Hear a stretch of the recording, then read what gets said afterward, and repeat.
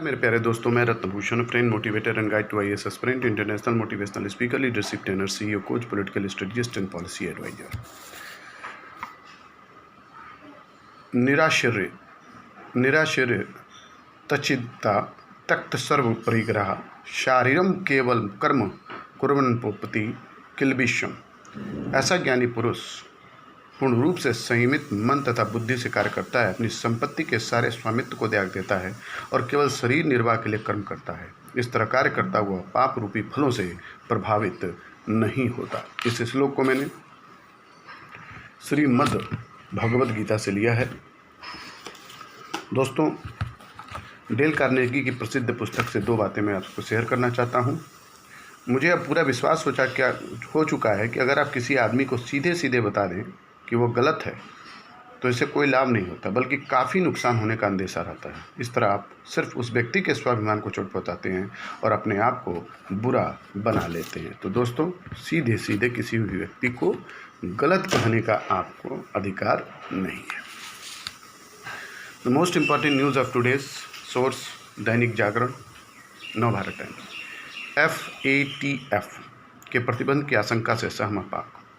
इसी साल अक्टूबर में फाइनेंशियल एक्शन टास्क फोर्स की होने वाली बैठक का समय जैसे जैसे नज़दीक आ रहा है, वैसे वैसे पाकिस्तान सरकार की बेचैनी बढ़ती जा रही है। आलम यह है कि प्रधानमंत्री इमरान खान को यह कहने पर मजबूर होना पड़ा कि अगर FATF पाक को प्रतिबंधित कर देता है तो उनके देश की अर्थव्यवस्था तबाह हो जाएगी। दूसरी तरफ भारत का कहना है कि वह आतंकवाद का समर्थन करने वाले देशों पर अंतर्राष्ट्रीय प्रतिबंध लगाने की अपनी मुहिम पीछे नहीं हटेगा। विदेश मंत्री S जयशंकर ने शुक्रवार को एक सेमिनार में पाकिस्तान का नाम लिए बगैर कहा, आतंकवाद के मुद्दे पर अंतर्राष्ट्रीय दबाव का ही नतीजा है कि एक देश को स्वीकार करना पड़ा है कि वह अंतर्राष्ट्रीय आतंकी संगठनों को मदद कर रहा है और उन्हें प्रशिक्षण दे रहा है। यह देश अनिच्छा से स्वीकार कर रहा है कि प्रतिबंधित आतंकी, उनका नेटवर्क व संगठित अपराध करने वाले उसके यहाँ काम कर रहे हैं। उन्होंने कहा कि आतंक समर्थक देशों के खिलाफ कड़े कदम जरूरी है। उनका यह रुख सामने तब है जब FATF की आगामी बैठक को लेकर सदस्य देशों के बीच गहमागहमी शुरू है। संस्कृति व प्रकृति की माला पिरोएंगे भागवत। भारतीय संस्कृति और प्रकृति का आदिकाल से ही गहरा नाता रहा है, लेकिन आधुनिकता की अंधी दौड़ इनके बीच खाई पैदा कर रही है। राष्ट्रीय स्वयंसेवक संघ इसको पाटने की कोशिश में जुटा हुआ है। वह संस्कृति और प्रकृति की एक ऐसी माला पिरोने की कोशिश में है जो फिर से भविष्य में इनको एकाकार कर दे। संघ संचालक मोहन भागवत रविवार 30 अगस्त को एक वर्चुअल उद्यान में देश भर के लोगों के सामने इसका रोड मैप रखेंगे। हिंदू आध्यात्मिक एवं सेवा फाउंडेशन व संघ के पर्यावरण संरक्षण गतिविधि विभाग के प्रकृति बंधन कार्यक्रम में तकरीबन 10 मिनट के उद्बोधन में यह न सिर्फ पर्यावरण और संस्कृति के बीच गहरे नाते को रेखांकित करेंगे, बल्कि इसकी रक्षा व संरक्षण का संकल्प दिलाते हुए देशवासियों को इसमें आगे आकर योगदान देने का आह्वान भी करेंगे। इसके पहले 26 अप्रैल को अपने वर्चुअल प्रबोधन में भागवत ने कोरोना को आपदा को अवसर में तब्दील करने के साथ प्रकृति संरक्षण पर जोर दिया था। भागवत के साथ देश के प्रमुख साधु संतों का उद्बोधन भी होगा और प्रकृति से आध्यात्मिक व भावात्मक लगाव को जागृत किया जाएगा। कार्यक्रम में शहीद अमृता देवी सहित प्रकृति की रक्षा में जान की बाजी लगाने वाले लोगों का विशेष जिक्र होगा। अमृता देवी, अवधेशानंद गिरी व स्वामी चिन्मयानंद का भी होगा उद्बोधन। भागवत का उद्बोधन रविवार को 10:15 से होगा, जबकि पूरा कार्यक्रम 10 बजे से 11 बजे तक का होगा। जम्मू कश्मीर में उपराज्यपाल, CM और मंत्रियों का अधिकार निर्धारित।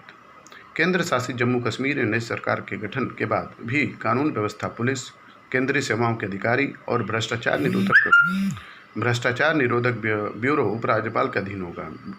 गृह मंत्रालय ने जम्मू कश्मीर के प्रशासन को सुचारू रूप से चलाने के लिए उपराज्यपाल और राज्य सरकार के बीच कामकाज और अधिकारों के बंटवारे में से संबंधित नियम कायदे को अधिसूचित कर दिया है। इसमें मुख्यमंत्री से लेकर मंत्रियों और सचिवों तक के अधिकारों और दायरे को स्पष्ट किया गया है। नए नियमों में खास तौर पर ध्यान रखा गया कि भविष्य में राज्य में सरकार के गठन के बाद उपराज्यपाल और राज्य सरकार के बीच मतभेद की गुंजाइश कम रहे। शायद यही के कारण है कि पुलिस और कानून व्यवस्था के साथ साथ यह भी साफ कर दिया गया है कि केंद्रीय सेवाओं के अधिकारियों और भ्रष्टाचार निरोधक ब्यूरो भी उपराज्यपाल के अधीन रहेंगे, यानी इनके ट्रांसफ़र, पोस्टिंग से लेकर कामकाज की निगरानी भी उपराज्यपाल करेंगे। ध्यान देने की बात है, केंद्रीय सेवाओं के अधिकारियों के ट्रांसफ़र, पोस्टिंग और भ्रष्टाचार निरोधक ब्यूरो के अधिकारी दिल्ली सरकार और केंद्र के बीच विवाद की बड़ी वजह बन गई थी और सुप्रीम कोर्ट में लंबी कानूनी लड़ाई के बाद विवाद खत्म हुआ था। पुडुचेरी में भी आए दिन उपराज्यपाल और राज्य सरकार के बीच टकराव होता रहता है। सरकार लंबे समय से भ्रष्टाचार और आतंकवाद से ग्रस्त जम्मू कश्मीर में ऐसी स्थिति नहीं आने देना चाहती।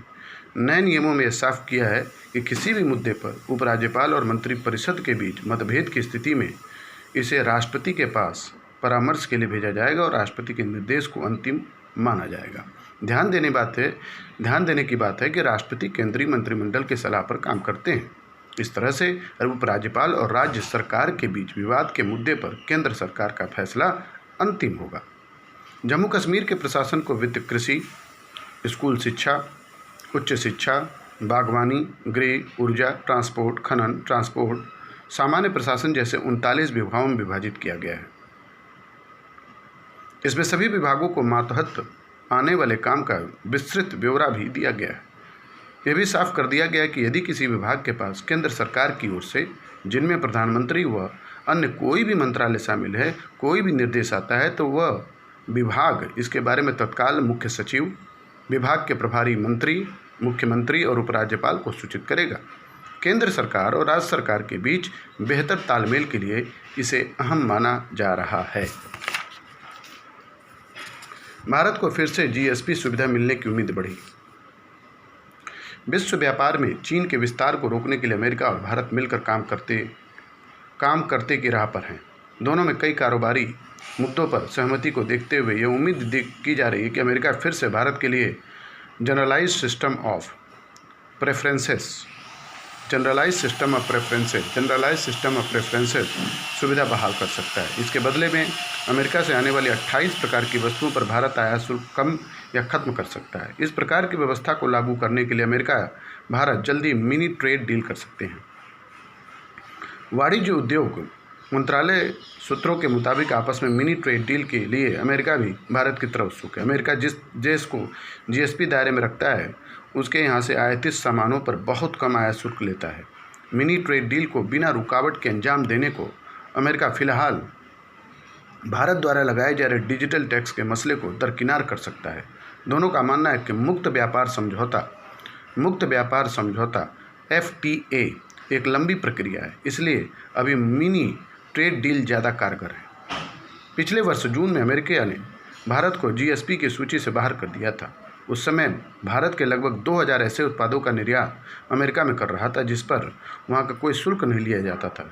इससे इन उत्पादों की कीमत अमेरिका में कम होती थी और इनकी मांग वहाँ के बाज़ार में बनी रहती थी। इनमें ऑटो कंपोनेंट से लेकर टेक्सटाइल से जुड़े आइटम की शामिल थे। भारत जीएसपी के तहत अमेरिका में 5.7 अरब डॉलर यानी लगभग 42,750 करोड़ रुपए मूल्य की वस्तुओं का निर्यात करता था। अमेरिका द्वारा जीएसपी से बाहर करने के जवाब में भारत ने वहां के आयातित 28 उत्पादों के शुल्क में बढ़ोतरी कर दी। सूत्रों के मुताबिक इस सप्ताह गुरुवार को कई अमेरिकी सांसदों ने यूएस ट्रेड रिप्रेजेंटेटिव को भारत के साथ मिनी ट्रेड डील की सिफारिश की है। चीन के खिलाफ ठोस कार्रवाई का इंतजार। गलवान में भारत और चीन के बीच सैन्य झड़प हुए 2 माह से अधिक का समय बीत चुका है, लेकिन तमाम बातचीत के बाद भी बीजिंग का रवैया जस का तस है। चीनी सेना पैगोंग झील तथा देप्सांग के मैदानों में अपने कदम पीछे खींचने के तैयार नहीं है। अब तो वहाँ उल्टे भारत से अपनी सेना को पीछे हटाने की कह रहा है। चूँकि अभी तक उठाए गए कदम अपर्याप्त साबित हुए, इसलिए इस पर विचार होना चाहिए कि चीन के आक्रामक रवैये से निपटने के लिए और क्या किया जाना चाहिए। इस पर विचार करने से पहले भारत पाक सैन्य तनावों पर नज़र डालना जरूरी है। कल्पना कीजिए कि तब क्या होता जब भारत पाक की सेनाओं में गलवान जैसी झड़पें होती तो दोनों सेनाओं की 3-3 डिवीजन आमने सामने खड़ी होती। ऐसी स्थिति में विश्व बिरादरी इसे लेकर चिंतित होती। दोनों देशों पर परमाणु युद्ध न हो जाए, भारत में भी इसे लेकर गंभीर चर्चा हो रही होती। अब जरा इसकी तुलना भारत चीन के बीच उपजे सैन्य तनाव से करें। भारतीय सेना ने चीनी आक्रामकता से निपटने के लिए उतनी ही तैनाती की है जितनी चीन ने की है। भारतीय वायुसेना ने अपनी उन्नत हथियार प्रणाली और लड़ाकू विमानों को फॉरवर्ड एयरबेस पर तैनात कर दिया है। इसके बावजूद चीन में इसे बढ़ते सैन्य तनाव के खतरनाक मोड़ ले जाने की वैसी कोई चिंता नहीं दिख रही है, जैसे पाकिस्तान के मामले में भारत में दिखाई जाती रही है। यह सही है कि भारत चीन के बीच परमाणु युद्ध होने की आशंका न उभरने के पीछे दोनों देशों के सामरिक सिद्धांत थे, जिसके तहत परमाणु हथियारों का पहले इस्तेमाल न करने की बात कही गई है। लेकिन हमारे कदम ऐसे तो होने ही चाहिए कि चीनी नेताओं के दिमाग में एक विनाशकारी पारंपरिक युद्ध का खतरा उत्पन्न हो। अभी तक ऐसा नहीं हो पाया, तो इसका कारण भारतीय नीति की प्रकृति है। चीनी नेता भारत द्वारा किए गए सैन्य जमावड़े को एक प्रतिक्रियावादी कदम के तौर पर देख रहे हैं, जो वास्तविक नियंत्रण रेखा पर अचानक धमकी उनकी सेना को और आगे बढ़ने से रोकने के लिए उठाया गया, न कि उसे पीछे ढकेलने के उद्देश्य। कोर कमांडर स्तर की बातचीत ने चीन के इस रवैये को स्पष्ट किया। शायद इसी के चलते CDS बिपिन रावत का यह बयान सामने आया कि अगर बातचीत से बात नहीं बनी तो सैन्य कार्रवाई का विकल्प खुला है।